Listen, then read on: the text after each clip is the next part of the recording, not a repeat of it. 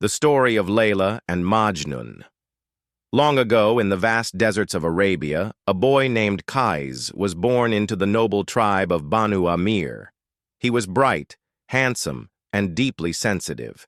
His father, a wealthy and respected man, sent him to a local school to learn reading, writing, and poetry.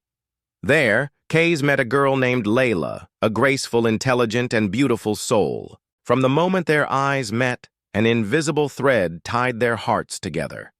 They sat side by side at school, learning letters while silently learning the language of love. With each passing day, the bond between Qais and Layla deepened. Qais could not keep his eyes off her, and Layla's heart beat only for him.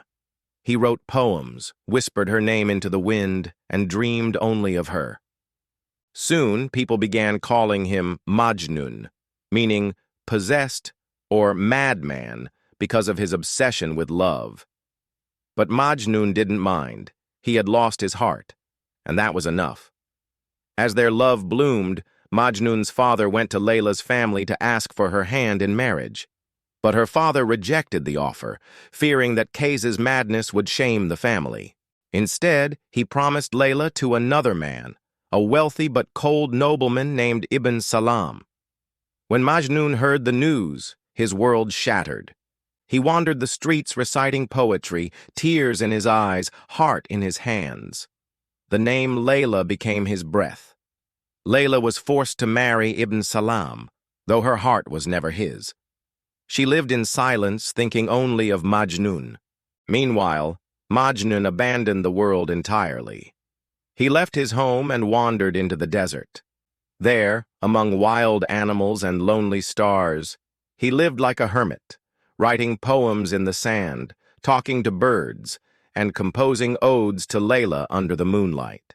People passing through the desert would see him, thin, wild-haired, barefoot, muttering verses.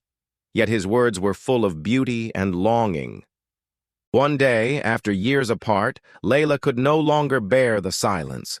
She arranged a secret meeting with Majnun in the wilderness. When their eyes met again, time stood still. They spoke briefly, two souls trying to touch through fate's cruel curtain. Though their love burned bright, they knew they could never be together. Their love had become divine, no longer of this world. With heavy hearts, they parted again. Time passed.